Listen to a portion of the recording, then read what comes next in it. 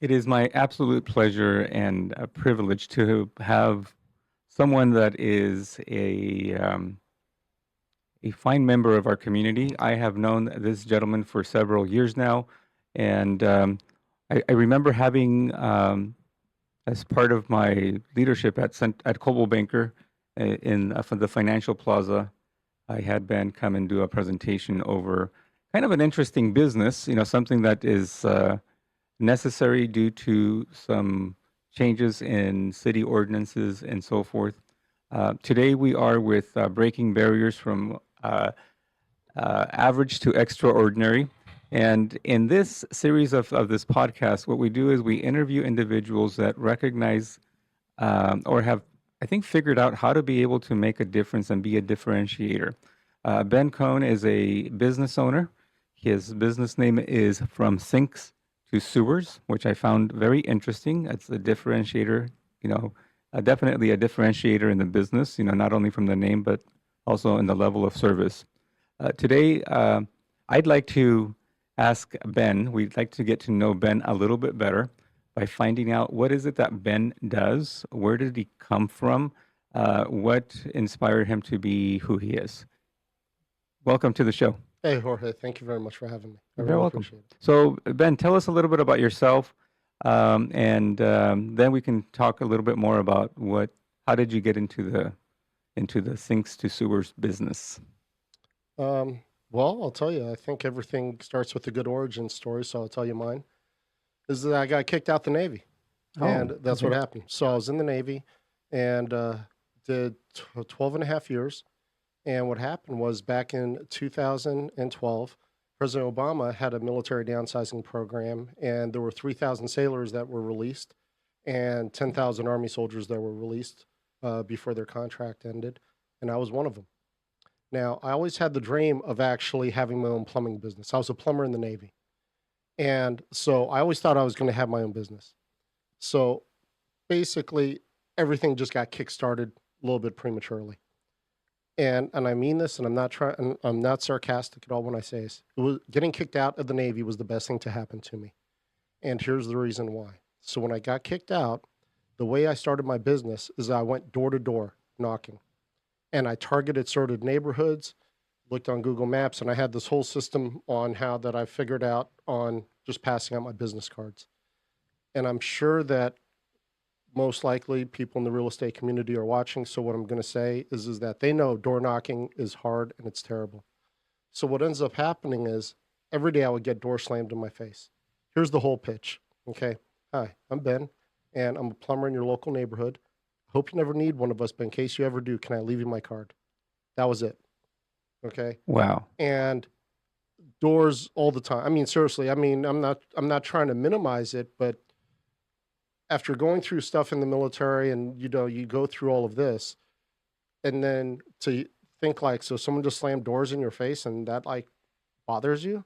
Yeah, it actually does. It's very hard, Hmm. because you know that you're doing nothing but just trying to say, give me a call sometime if you have a problem. Well, in any case, so this was 2012. Okay. 2014, City of Ventura, the ordinance went into effect that said, hey, if you sell your home in Ventura, you have to have a sewer inspection done and has to be submitted to the city. So what happened is that as I was passing out cards, um, what I always heard was, you seem like a nice guy. I'll take your card, but we've been using someone for the past 5, 10 years. Well, we'll take your card. Okay, fine, great, thank you. So what happened 2014 and that comes around, I had 2 years of doors getting constantly slammed in my face. So it was nothing for me now to open up the newspaper, go to the Sunday edition, and start calling every realtor. Because if they hang up on me, it's like, okay, I don't even care. I Right. mentally toughened up a little bit. The second thing that ended up happening is that ordinance put all the plumbers on equal footing. So your plumber that was there to uh, change out your toilet or a faucet, or maybe fix your plumbing or something, did not know anything about sewer inspections. I was so fortunate that one of the mentors in my life, his name was Mark Yoakum, he taught me how to do sewer inspections. And then there was another plumber who's down in Los Angeles. His name is Rick Solomon. He also taught me. And these two individuals really helped me in my life in regards to plumbing. But the thing though is that gave me the leg up. So I already had the van, I had a camera, I had a lot of what I needed, and but now I was on equal footing. So now your plumber as a realtor, if you had a plumber who was changing out your toilets or whatever, he didn't know how to do sewer inspections. That's where I came in. So you became a commodity pretty much because of changes in law, and you were at the right place at the right time, Yes. pretty much. Yes. I'd like for us to go a little bit further Tell back me. from 2012. Um, you spent 11 years in the Navy, you said? 12 and a half. 12 Yeah. and a half years in the Navy. Before that, where were you raised? What led you to get into the Navy? What was that about? I was burnt out. I was doing commercial air conditioning. Did it for almost 2 years, and just constantly travel, working 80-hour weeks. And one day, me and my dad were doing Habitat for Humanity, and my dad was in the military, and this guy's telling me like, "Oh yeah, you could do air conditioning in the military," and I'm like, I had no idea. And so he's telling me about it, and he's telling my dad, and I was looked it up. It was called a CB, and that's what we have right here at the base. And so what ends up happening is that I signed up, and that's what I did. Excellent. Yeah. So, tell us a little bit about your experience in the military. You mentioned a little bit about it, but it seems like you have people that tell you what to do. It hmm has to be done in a certain way. How did that help shape you into being the fine business owner and service provider that you are?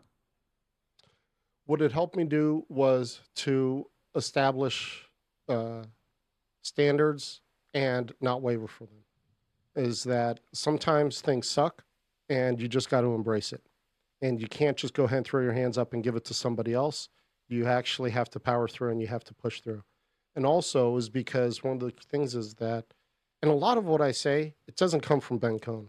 It really does come from other people who have influenced my life. And one of the things is that once you get past a person's personality, anything can be accomplished. And the military is a huge example of this. We all come from different walks of life, different aspects, different religions, and we're all here to get a job done. Okay, how do we get past that? How do we get beyond the fact that you're from New York and this person's from Texas? Or so we're all in the Navy CB, let's get the job done.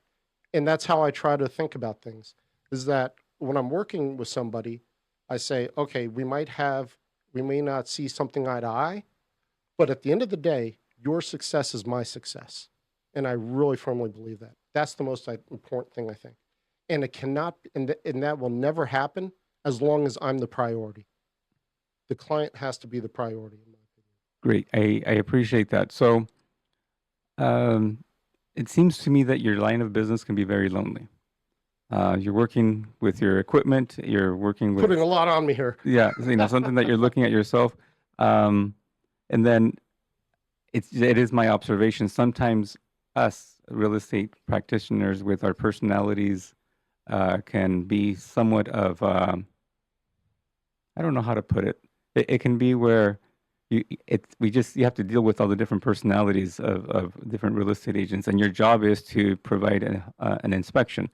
How have you learned to manage through the different personality types, the different um, where someone may have a different priority that is not necessarily your objective, and your objective is providing an accurate report to give clients a better understanding of the condition of what you're inspecting. To minimize my contact with the realtor and the buyer, Oh. or with everybody. And so the reason why I do that is because I really do like to think of myself as someone who focuses on the evidence. So I'm not going to think on, well, this is what I hear about a person, or this person has this or that. I want to know, what is the sewer line condition? Okay. So if I'm in there and I'm only focused on the sewer, then that's what I'm looking at. And that's what I can come back and talk to the client about. Afterwards, we can have the conversation. I can get to know you.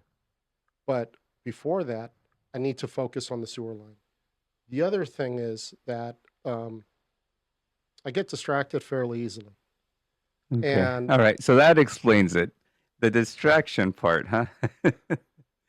well, okay, I'll tell you. Okay, I'll tell you. Well, you're telling us. I'll tell them. I'll tell us, and I'll tell Amber. Yeah. So I have ADD, Okay. and my business helps. It fits me. Okay.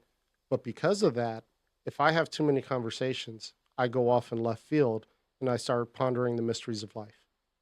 Okay. That's just how my mind works. I've been struggling with this ever since I was a little kid. I was diagnosed as a little kid. And but it's made it very difficult sometimes in certain social settings to come in and actually have a conversation. That's why I don't go to a lot of the social meetings, because it's like I'm going into overload. Um, there are too many things for me to focus on and think about. And so that's why I prefer to say, what is my role? Okay. My swim lane is to provide the sewer inspection. My swim lane is not to be liked. It is not to be Ben's the priority, or, let's have the party because Ben's here. I think that my goal and reason why I do this is to help manage expectations in sewer lines. So you have recognized something about you, and you've adjusted accordingly. Yes, sir. And not only have you adjusted accordingly, but you've leveraged that to make it not what other people may consider a something that might hurt you, but something that will benefit you. To a degree, yeah. Yes. Yes, sir. So I met you through something that must have been very painful for you, which is, pre-caravan meetings and social settings and so forth. Um, what has been your secret to be able to engage with individuals that would otherwise not necessarily recognize that they need to have a connection with you to provide a service to get a transaction closed? Wow, that's a really tough question. And I don't have an answer for that. And the reason why is because I am the entire business. Right. I don't have a marketing team or anything like that. Marketing person would definitely be able to answer that question better. I think what I have learned is, number one, I had to become more secure with who I am, my own limitations, and in life. And I just have to try to maximize what I do well. It's the 80-20 rule. It's like, what is the 20% that I'm really, really good at? Okay. And the 80% of everything that I'm not so good at, I'll leave it behind. And so sometimes if you've ever read a caption on my Instagram, I'll go off and I'll say, yeah, this caption sucks because I'm a plumber. Okay. Yeah, I'm Yeah. not Yeah. I'm not going to spend 3 hours doing this, because at the end of the day, those 3 hours that I spend doing that, what I'm not doing is I'm not providing a high quality sewer inspection to somebody. So I have to really focus on my core of why am I actually here? And then I have to be comfortable with my limitations, and I have to say, look, I'm not going to be the biggest company in Ventura, and I'm okay with that. I'm perfectly fine with that. I don't want to be. I just want to be able to say, I trust you. I could look at you and I could say, I trust you, Jorge. And I would like for you to look at me and say, Ben, I trust you. And ultimately, and I trust you enough to refer you to my clients. That I think is what, and I think that has bled through and shown in other ways. Um, it's just my feeling when I talk to realtors about it. Right. So, speaking about trust, as real estate professionals, we are discouraged from endorsing one service provider over others Hmm. unless we've had personal experience with them. So, I can attest that that's the way that I, feel confident. I had a situation where someone that I had actually used for a specific service related to real estate actually let us down, a client down. So I Hmm. stopped having to refer them. So I had to go out there and do an inspection with somebody else, or use them for something so I can personally say, hey, this is the individual. So because you actually have provided a service to a family member in a transaction, I feel confident to say, hey, even though the city of Oxnard, city of Thousand Oaks, city of Camarillo does not require by ordinance a private sewer lateral inspection, I think it's a good idea for you to to have one done because